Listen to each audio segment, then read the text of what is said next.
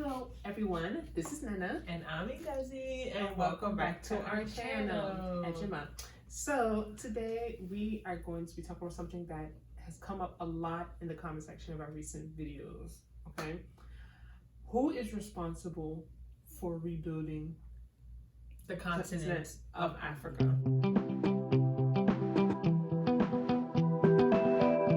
So this question is like $1 million question. Who's responsible for rebuilding Africa? We all know that for the most part, most countries, or if not all countries in Africa, were under some type of colonial rule up until the 60s, 70s, 50s. And I think that is a large part of the reason why up to this day, a lot of countries are still struggling. Their economies are still struggling because they're very young. You know, a lot of people like to compare, sometimes we want to compare these countries to the USA or Britain, but look up, USA got independence in 1776. Compared to some countries in Africa that got, when you really put it in perspective, in the 70s and 60s, these countries are they're babies. They're newborns. You know, they just are learning things, how to do things properly. They didn't have these hundreds and hundreds of years to make the mistakes that a lot of developed countries have already made and gotten past. Are you sure the USA independence was 1776? Then we celebrate July 4th. 1776 is when it became independent from Britain or UK, whatever. Yeah. So at the same time, we have to be realistic. We have to be sensitive to that fact. And even up to this day, things will not really be, nothing's gonna just happen, right? People have to put things in place for things to happen. When you really think about it, we want a new Africa. We want a rebuilt Africa. But who are we holding responsible for rebuilding the continent of Africa? If it's a regular country, you would say, of course, it's the countries, it's the leaders, it's the government. But let's be real. If we want to have that conversation, Africa, many countries in Africa are not going to be rebuilt in any time in the near future. We need more than just the government. We need more than just the leaders. We need more. The history of a lot of African countries is very different than the history of a lot of developed countries in the West. A lot of the reason why, like you said, they're struggling is because a lot of European countries took advantage of them. They're right. Of their resources, their people, their culture. A lot of things were done to them. So right now, is it fair for me to say that they are the ones responsible for rebuilding Africa? The colonizers, the previous colonizers, some are even still in these countries, basically still doing the same thing just off paper? Or the government? Is it the citizens? Is it us in the diaspora? Who is really responsible for rebuilding the Africa that we all want so bad to be able to go back and live in perfect harmony? Who's responsible? Honestly, some people are like, oh, a lot of people are like, that's when we need people from the diaspora. We need young people from the diaspora, first gen from the diaspora. And I feel like it's a bit of a reach to have that expectation for people who were born and raised in another country, because most likely, most of them don't have any plan of ever relocating. They don't have any plan of ever going back to live in a country. That's just the reality, the truth. Argue with me all you want. The average person, African person born and raised in America, is not thinking about going back permanently to live there. So I wonder, like, who is left there? Our parents? I think it's more realistic to put that expectation on, like, the person who has immigrated, right? Because you would say that, okay, they immigrated to the West, to whatever country they went to, they've learned things, and they can come back home. But then the people who've immigrated, like our parents, aren't they? They're older. Some of them are in their 60s, 70s, so it's like, what are they going to go back and really do? They came here, they built their foundation. Let's be real. Joe Biden is 70-something running for president. Trump is 70-something. I'm not saying that. You could be 60 and go back and help your country. You but could be 50-something and go back and help your country. A lot of the philosophy behind the rebuilding of this new Africa is having young people. Is having, we know, look at Cameroon, the president is literally blind. Like, there's a lot of these countries that the people don't want to give up their power. The old people are still running the country. You know, with Africa, that doesn't work. Even in America, it's not working. But America, older people run for president. Yeah, but like I'm saying, the whole idea behind a lot of this is having young generations. That's why they say people in the diaspora, people that they were born here, that their parents came here, and now they're born here. To me, I honestly think more of the citizens of these African countries, right? Because they know where the shoe is painting them. They're the ones living in this country. They're the ones that know what's going on. They're the ones that know the corruption. They're the ones who know what needs to really be fixed and what really needs to be changed to benefit them. So it's like, I feel like sometimes people in the diaspora coming to quote unquote fix Africa is almost like an outsider coming to help you with your problems.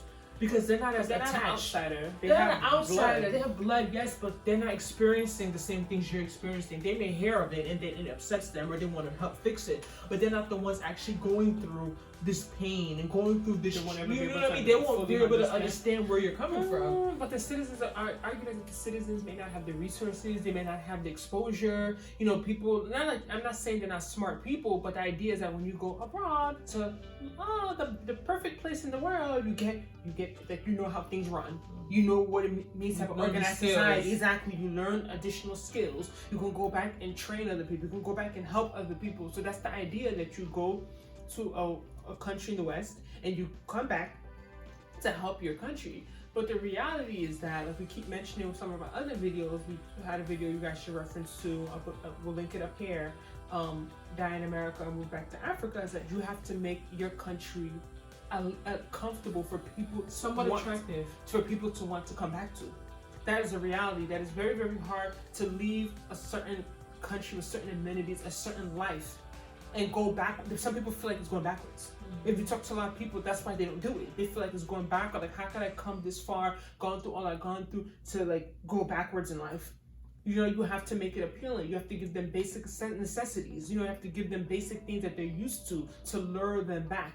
But I don't still think that it's fair to even put that, in my perspective, I don't think it's fair to put that responsibility on anyone. I think it's the government. Ultimately, I do think it's the government's responsibility. So it's to not take the care of their colonizers, past and current. It's not necessarily people in diaspora. It's not the citizens. You think number one is the government. If you're going to rank it, the number one. I think it's a government, but I do think the colonizers up there too. Like, I'm not expecting them to go back and like stay there, but I'm saying, like, just thinking about what they did to these countries or how they treated these people. Like, I feel like they have that's my perspective. I feel like they should feel kind of guilty. Like, they should feel kind of bad. Like, they always this is the issue of immigration, even in America. I always think, like, if Trump doesn't want all these people coming back to this country, why doesn't he go help fix our country? Right? So let's say I'm Britain and I colonize a country in Africa, and I'm tired of all these Africans coming to Britain. Why not go back to that country and help them? You don't think they do that? Why not? You don't think they put money into funds? You don't think they donate? You don't think they do stuff? But it comes down to the leadership.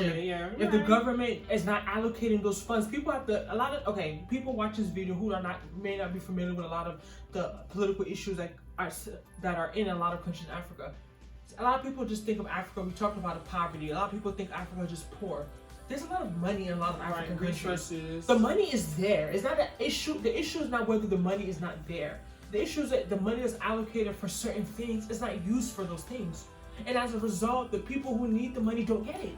You know what I mean? So it's like, you can tell Britain, they have the money to make that infrastructure. You can tell Belgium, Britain, France, all these countries that have colonized almost more than half of the African countries in Africa to go and give money to this country, give how many million, give how many billion. But if the people at the top take all the money, it's not going to trickle into the economy. Besides giving money, can they go back into the countries and like set up things and like they directly oversee them?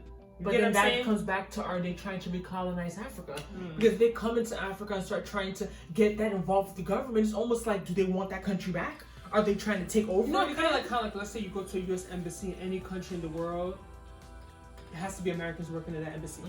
You get what I'm saying? That's kind of a concept that like things can be open to give people jobs, to help them, to train them, but they're strictly run by people from that country. Like, it wouldn't be they can employ people from the African country to help them and work there, but I'm saying it's no government involvement. Like, it's not that country's government involved. Like, you think it's not possible? It's not possible.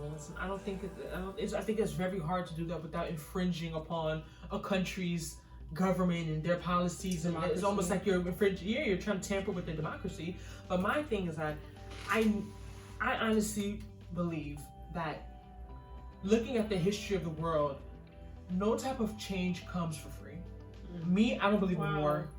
I don't believe in war. I don't believe in shedding blood. I don't think war is anyone any good. It just destroys communities. It destroys countries.